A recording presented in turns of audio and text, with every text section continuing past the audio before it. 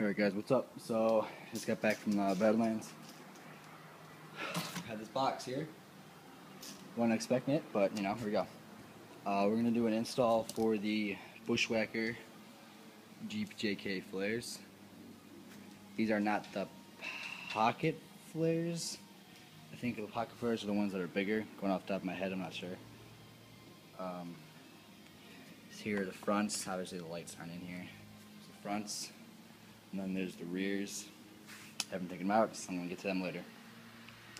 So they all come in this box. It's nicely put in there. They're all individually wrapped in plastic, so you don't have to worry about them scratching each other. Then there's a bag full of all the little pieces that go in the back of the flares. Then there's another bag with all the little assortments, you know, more little Christmas tree plugs, a lining that goes behind the flares between your body and them. Makes it look nicer and kind of keeps stuff from getting in there. Bolts, washers. Then we got some of those U-clips and some screws for those. And then there's more attachments, lights. You get a thing of directions in here. So basically I'm going to be going off of their directions that they give you. But I'm going to be giving you guys a voice input of it while I do it. So here we go. To start off, you want to remove your front flares. Now I personally have my flares cut. These are the stock flares that are cut. So if you don't have your flares cut, you're going to have all of this. It's not going to be here. There's going to be a flare here that goes across. You're not going to be able to get in there. So what you want to do is pull out the liner. You'll see that this is the inner liner right here. This is mine. Obviously it's cut again, but you want to get all these pieces that come out.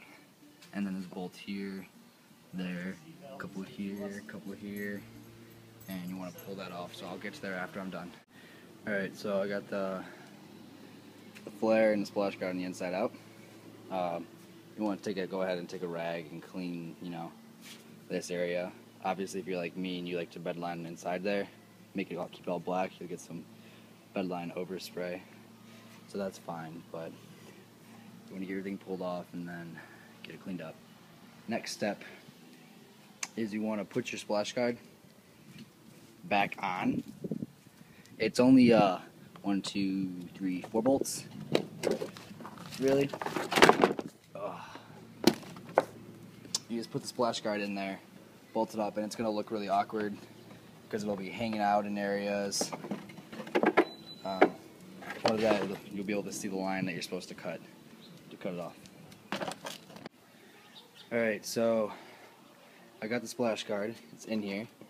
They give you some, I'm guessing 1 1/4 inch little bolts. Not bolts, sorry, washers. You just put those, use their factory hardware right there, and right there.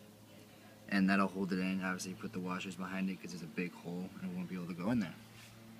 So you get that put in. And this is the kind of part I got a little confused on, so I had to kind of Google it for a second. But this is the inner splash guard. You do not want this piece. Obviously, mine's cut, so yours is going to be about twice the size of this. But you do not want this attached to it. That's gone forever. Goodbye.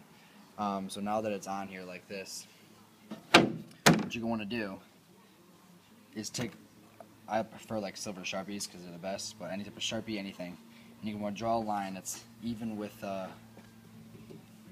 tub of the Jeep. So when you cut it, you cut along that line, and everything will sit nice and even with that. So I haven't drawn my line yet, but what I'm just going to do, I'm not going to bother drawing a line. You can just kind of tell where it goes. I'm going to start cutting right there. You just follow that down to about there, and that'll fit it nice in there. There we go. Here's my line. Finger. Let's cut along that, and then I'll show you how to do after that. Alright guys, so I cut the inner fender. The splash guard has some directions. While you do it, this is the part that I cut right here. Just again, make sure you get it flush with this. You want as close to this as possible because when you put the flare on, the pressure of the flare actually helps hold the splash guard in. Otherwise, if you cut it too short, you'll have to find out a way to connect it in here. So then your next step is to go and get parts let's see, numbers D1,